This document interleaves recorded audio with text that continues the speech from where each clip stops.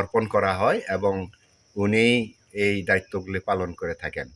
যেমন এই বাড়ির সম্পত্তি কোনো সমস্যা হয়ে থাকলে ওই সম্পত্তিকে রক্ষা করার জন্যে যে দায়িত্বগুলি তার বর্তাবে সমস্তই এই হেলেন দপুই এই দায়িত্বগুলি পালন করতে হবে।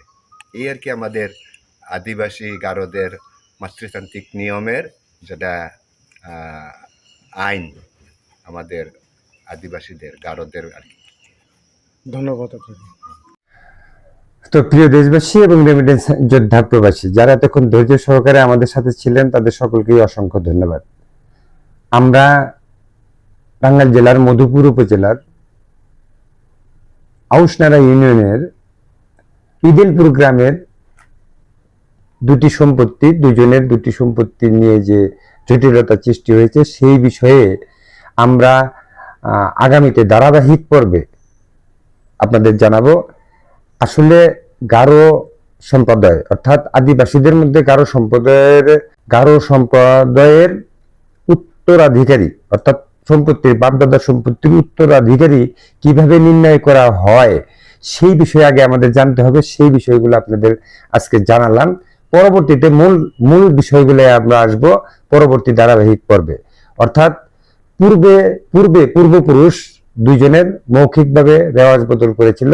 একটা 114 ডিসিমাল সম্পত্তি আর একটা 108 ডিসিমাল সম্পত্তি। মৌখিকভাবে তারা ভোগ দখল করে আসছিল। 20-50 বছর 70 বছর তারা খেয়েছে। পূর্বপুরুষ মারা যাওয়ার পরে এসে এই জটিলতা সৃষ্টি হয়েছে, কারণ একজনের নামে দুই সম্পত্তি রেকর্ড হয়ে গিয়েছে। যেহেতু মৌখিক রেওয়াজ বদল ছিল, রেকর্ড হলেই যে সম্পত্তির মালিক হওয়া যায় না, এটাও কিন্তু বিষয় আছে, কারণ তার রেফারেন্স টানতে হয়। রেফারেন্সে যদি আমার বাপদাদা বা দলিল মূল না থাকে তাহলে কিন্তু সেই রেকর্ডটা ধরে নেওয়া হয় যে এটা ভুলে হয়েছে, এটা পরবর্তীতে সংশোধন করা যায়। কিন্তু একটা মহল দেখা গেছে যে দুইটাই ভোগ করার জন্য চেষ্টা করতেছে, তাদেরও দোষ নাই। ওখানে কিছু কুচক্রী মহল প্রত্যেক এলাকায় আছে যারা সেখান থেকে বেনিফিশিয়ারি হওয়ার চেষ্টা করে।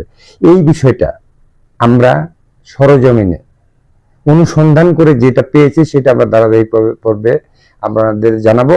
আপনারা আজকে প্রথম পর্ব দেখলেন, এখানে শুধু আমরা জানলাম নিয়ম কানুন, গারো সম্প্রদায়ের যে সম্পত্তিগুলা রয়েছে সেটা কিভাবে উত্তরাধিকার